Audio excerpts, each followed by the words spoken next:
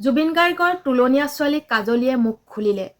কাজলীয়ে অৱশেষত মুখ খুলিলে যে জুবিন গাৰ্গৰ পৰা কিমান টকা লুটিলে। জুবিন গাৰ্গৰ টকা লুটি তেওঁ এটা ধুনীয়া ঘৰ বনালে। নমস্কাৰ বন্ধু বান্ধৱীসকল, কি খবৰ আপোনালোকৰ? ভালনে বাৰু? বৰ্তমান মোৰ ভালেই।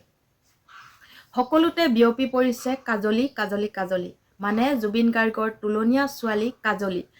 কাজলীয়ে এতিয়া সংবাদ মাধ্যমত ইটোৰ পিছত সিটোৰ ছ'চিয়েল মিডিয়াত ভিডিঅ' প্ৰস্তুত কৰি আপলোড কৰিছে। যোৱাকালি এটা ভিডিঅ' পালোঁ, যিটো ভিডিঅ' তেওঁ জুবিন গাৰ্গৰ পৰা বহু টকা লৈ তেওঁ এটা ঘৰ নিৰ্মাণ কৰিলোঁ বুলি এটা ভিডিঅ' প্ৰস্তুত কৰিলে। আৰু তাতেই কিছুমান মানুহে ভাল কমেণ্ট কৰিছে আৰু কিছুমান মানুহে তাতে বেয়া কমেণ্ট কৰিছে। আচলতে কাজলী দুখ ক'ত? কাজলী এগৰাকী আগতেও কাম কৰা ছোৱালী আছিল আৰু এতিয়াও কাম কৰি খোৱা ছোৱালী।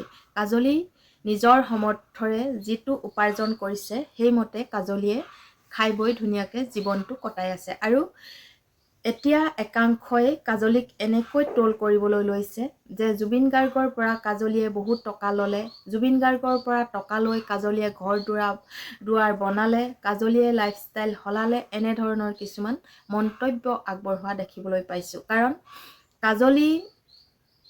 কাজলীক কিছুমান জুবিন গাৰ্গে হাত খৰচ কিছুমান দিছিল বুলি কাজলীয়ে নিজ মুখেই প্ৰকাশ কৰিছে। আৰু সেই টকাৰে অকল কাজলীয়ে নচলে, কিন্তু তেওঁ সৰু সৰু ভায়েক আৰু ভনীয়েক কেইবাটাৰো আছে, গতিকে তেওঁলোকৰো হাত খৰচ দিছিল বুলি কাজলীয়ে নিজেই প্ৰকাশ কৰিছে। আৰু কাজলীয়ে যেতিয়াই তেতিয়াই জুবিন গাৰ্গৰ পৰা টকা বিচৰা নাছিল। আৰু কাজলীয়ে যেতিয়া নেকি কিবা বিপদত পৰিছিল বা খুব অভাৱ হৈছিল, তেতিয়াহে জুবিন গাৰ্গলৈ মনত পেলাই তেওঁ ফোন কৰিছিল। আৰু ফোন কৰাৰ লগে লগে কিবা অসুবিধা হৈছে নেকি বুলি সুধিলে জুবিন গাৰ্গে যিহেতু সকলো মানুহকেই সহায় কৰি ভাল পায় আৰু কাজলীক যিহেতু নিজৰ কন্যা হিচাপে এডপ্ট কৰিছিল, আৰু সেই গতিকে কাজলীয়ে ফোন কৰাৰ লগে লগে কিবা দুখ হৈছে নেকি, কিবা বিপদ হৈছে নেকি বুলি কিছুমান টকাৰ তেওঁ হাতত দিয়ে। আৰু সেই টকাৰ দিয়াৰ বাবে আজি কাজলীয়ে বহু কথা শুনিবলৈ পাইছে। আৰু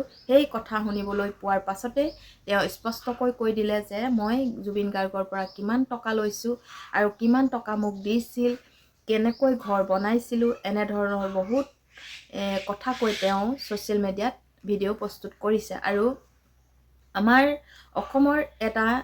অসমৰ মানুহবোৰৰ এটা নিয়ম আছে, যাক আচলতে ট্ৰল কৰিবলৈ ভাল পায় বা সাধাৰণ কথা এটাতে ট্ৰল কৰি ভাল পায়, তেনেকুৱা ধৰণৰ মানুহবিলাকে তেওঁক আচলতে বহুত বেয়াকৈ ট্ৰল কৰি কমেণ্ট কৰি আছে। আৰু কিছুমান ছ'চিয়েল ক্ৰিয়েটৰ, তেওঁলোকে পাৰ্চনেলকৈ তেওঁ যিখিনি ভিডিঅ' প্ৰস্তুত কৰিছে তাৰ বিষয়ৰ ওপৰত মানে ইমান অশ্লীল কথা কৈ ট্ৰল কৰিছে। এতিয়া মানে কাজলী উপায়হীন হৈ পৰিছে। আৰু কাজলীয়ে এতিয়া ভিডিঅ' প্ৰস্তুত কৰিব নে নকৰিব তাক লৈ সন্দেহ হৈ পৰিছে। কাৰণ কাজলীয়েও মন যায় ছ'চিয়েল মিডিয়াত কাম কৰিবলৈ। সকলোৱে যিহেতু ছ'চিয়েল মিডিয়াত আজিকালি সময় পাৰ কৰে, গতিকে জুবিন গাৰ্গৰ কন্যা হিচাপে তেওঁ জুবিন গাৰ্গৰ নাম লৈ ছ'চিয়েল মিডিয়া খোলাটো কিবা অপৰাধ হ'ল নেকি? হয়, তেওঁ জুবিন গাৰ্গৰ লগত যিমান ঘনিষ্ঠ আছিল, জুবিন গাৰ্গৰ মতে কথা বতৰা নুশুনিলে বা তেওঁ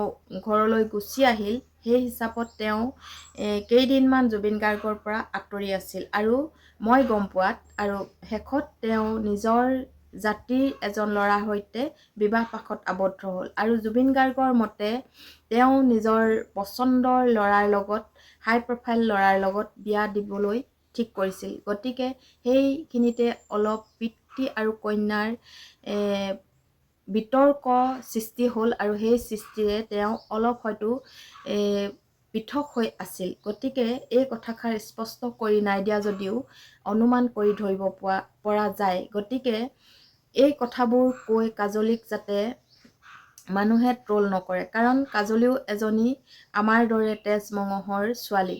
তেওঁ জুবিন গাৰ্গৰ বিষয়ে হয়তো ভালকৈ ক'ব জনা নাই, তেওঁ হয়তো অসমীয়া ভালকৈ স্পষ্ট ইমান নাজানে। তেওঁ ভিডিঅ'বোৰ যিসকলে চাই ট্ৰল কৰিছে তেওঁলোকে নিশ্চয় গম পাইছে।